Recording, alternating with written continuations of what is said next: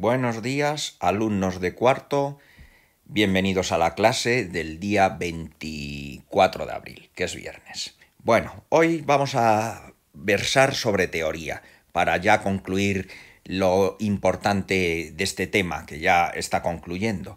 Vamos a ver los atributos de la corriente alterna, ejemplificado en el caso de los generadores de corriente alterna y de los motores como dispositivo inverso. Luego también veremos los distintos tipos de transformadores. ¿De acuerdo? Habría otras cosas, pero son más ya de carrera. No han hecho, por lo que he podido investigar, preguntas en años anteriores, así que me centro donde lo suelen preguntar más. ¿De acuerdo? Bueno, pues vamos a ir viendo. El generador eléctrico. Primero, ¿qué es el generador eléctrico? Pues es un dispositivo que transforma una determinada forma de energía, generalmente cinética, aunque también puede ser química, en energía eléctrica. Por ejemplo, cuando los feriantes van a lugares donde no tienen suministro eléctrico, ellos van equipados con un alternador o generador eléctrico.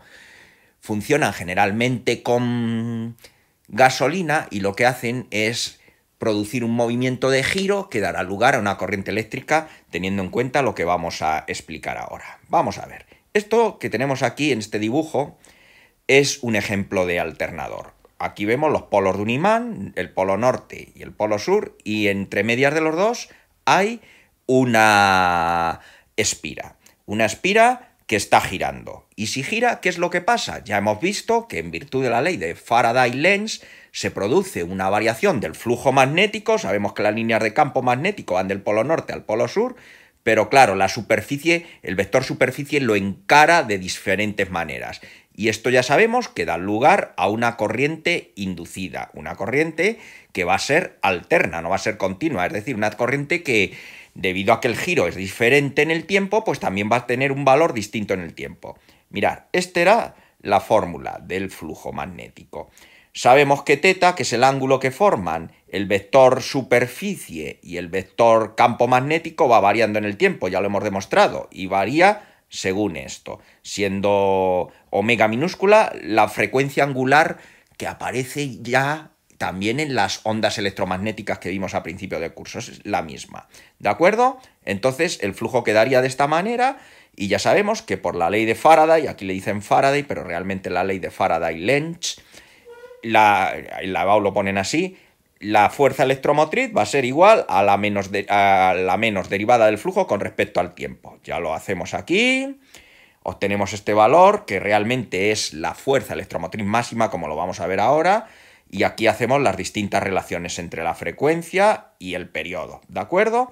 Por tanto, esto puede quedar de esta manera. La fuerza electromotriz es igual a esto de aquí por el seno de 2pi t minúscula partido por el periodo. Yo lo he puesto de esta manera, para que nos entendamos. La fuerza electromotriz es igual al número de vueltas que tenga el circuito. Si solamente tiene una, pues una. Aquí solamente hay una, como podéis observar. El campo magnético, el valor del campo magnético, el valor de la superficie, la frecuencia angular, por el seno, a mí me gusta ponerlo todo entre paréntesis, 2πf multiplicado por t. La f ya sabemos que es, aquí os lo tengo puesto también, 2πf y 2πt, es decir, lo que relaciona aquí está también aquí expresado. Bien, lo que hay delante de la función trigonométrica es lo que se llama el valor máximo de la fuerza electromotriz en las corrientes alternas. En este caso, el valor máximo sería igual al número de vueltas B, S y V. ¿De acuerdo? Esto va a misa. Bien, este es el fundamento del alternador. ¿El motor qué es lo que hace? El motor lo que hace es convertir el proceso inverso, convertir la energía eléctrica en energía del movimiento. Esto lo veríamos bien en la práctica del laboratorio. Vamos a ver si tenemos ocasión, según evolucione esto, de finalizar en el laboratorio la práctica que nos queda. Si no, ya veremos cómo lo hacemos. Pero básicamente es lo que íbamos a ver en el laboratorio, aunque yo tuve que hacer una pequeña trampa porque las bombillas mías no me permitían lucir. Bueno. El motor eléctrico, por consiguiente, obra el efecto contrario, transforma la corriente eléctrica en energía cinética, en energía del movimiento. Es decir, por ejemplo, los cepillos o cualquier cosa, un secador de pelo, por decirlo de algún modo, utiliza la energía eléctrica para hacer que el aire se mueva. El cepillo de dientes eléctrico que utilizas, pues lo mismo, emplea la energía eléctrica en energía del movimiento para que el cepillo gire. ¿De acuerdo? Bien. Vale, volvemos, vamos a trabajar un poquito más con esto. Esta es la fuerza electromotriz, pero también podemos hablar de la intensidad de corriente. La intensidad de corriente se relaciona con la fuerza electromotriz mediante la ley de Ohm. Dice que la intensidad de corriente es igual a la fuerza electromotriz partido por R. Si miráis otros libros, vais a ver que a veces la fuerza electromotriz la ponen como V. No pasa nada, es exactamente lo mismo. Lo que pasa es que este es el formato que se emplea en nuestra EBAU castellano-manchega. Bien, ya sabemos que la fuerza electromotriz en virtud de esta fórmula va a ser igual a la fuerza electromotriz máxima, que es todo esto de aquí, por el seno de omega t, partido por R. ¿Y qué es esto? Esto de aquí, pues, en virtud de la ley de Ohm, va a ser la intensidad máxima, la intensidad máxima por el seno de omega t. Es decir, esta es otra fórmula que es conveniente tener a la vista. La intensidad máxima, si lo queremos poner de forma más detallada, sería N, B, S, la frecuencia angular partido por R. ¿De acuerdo? Bien. Esto no es muy frecuente. Hubo años en que sí lo preguntaban. En el mundo de las corrientes alternas se suele utilizar los valores eficaces, tanto de la fuerza electromotriz como de la intensidad. Y se suelen señalar así, E sub E y I sub E. Simplemente es una relación. La intensidad eficaz, ¿a qué va a ser igual? A la intensidad máxima, que es esta de aquí, partido por la raíz de 2. Y esto es aproximadamente el 70% de la intensidad máxima. De modo análogo, para la fuerza electromotriz eficaz se dice que es la fuerza electromotriz máxima partido, vaya, aquí me he equivocado, raíz de 2, ¿de acuerdo? Igual al 70% también de la E máxima. Recordar que la E máxima era todo esto de aquí, ¿de acuerdo? Bien, pues esto es simplemente que lo sepáis y que lo recordéis, simplemente es fácil de recordar. Los valores eficaces son los valores máximos partido por la raíz de 2. Bien, pues ahora hablamos de los transformadores, algo muy importante. Muchas veces os habréis preguntado por qué los cargadores de los móviles, los cargadores del ordenador, tienen ese mazacote al final. Dice, uy, esto es muy grande y es bastante incómodo, a veces hasta que me cuesta enchufarlos en las clavijas. Tiene una razón, y es la razón de que son transformadores. Vamos a ver, la corriente que se genera en los centros, ahora lo veremos, en los centros de producción suele tener valores muy grandes de kilovoltios y la que empleamos en nuestros centros de consumo suele ser de 220, es decir, que hay que efectuar una transformación. ¿Y cómo se lleva a cabo? Pues se lleva a cabo mediante un transformador, que es un dispositivo que convierte una diferencia de potencial alterna en otra diferencia de potencial alterna de distinto valor. Estamos hablando de la corriente alterna. Bueno, un esquema de un transformador es este. Vemos un núcleo de hierro que parece el marco de una ventana y tiene arrollados en sus extremos, en sus lados verticales, una serie de circuitos. Es decir, es como si cojo un cable y empiezo a dar vueltas con él. Al primero, por donde llega la corriente, se le llama el bobinado primario. No me gusta llamarlo bobinas porque ya sabemos la distinción, pero bueno, así lo denominan. Y tiene un número de vueltas. Imaginar que aquí tienen 50 vueltas. Y luego al otro, por donde sale la corriente, se le denomina bobinado secundario y tiene un número de vueltas que tiene que ser distinto al número de vueltas que tiene el primario, porque si no, entonces el efecto transformador no se opera. ¿De acuerdo? Una cosa muy importante, la madre de todo el cordero. El flujo magnético es el mismo en todas las partes del núcleo de hierro. ¿Eso qué quiere decir? Que el flujo magnético que va a afectar al circuito o al bobinado primario va a ser el mismo que va a afectar al bobinado secundario, ¿vale? Eso es muy importante. Esa es, como si dijésemos, la raíz de los transformadores. El flujo ha de ser el mismo en los dos bobinados. Bien, según la ley de Faraday-Lenz, que la conocemos, la fuerza electromotriz va a ser igual al número de vueltas que tenga el circuito que estemos trabajando por la derivada del flujo con respecto al tiempo. Vale, pues si esto lo aplicamos a cada uno de los bobinados, para el primario, ¿cómo quedaría? De esta manera. ¿Veis? Número de vueltas del primario, el flujo es el mismo en los dos, entonces la vamos a llamar a esta 1.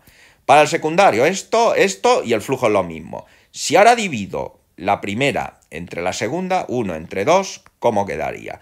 E sub P partido por E sub S, el signo menos de la ley de Lenz fuera NP y NS, y como el flujo hemos dicho que es el mismo, pues se nos va. Y nos queda una ecuación muy importante, que la completaremos luego al final.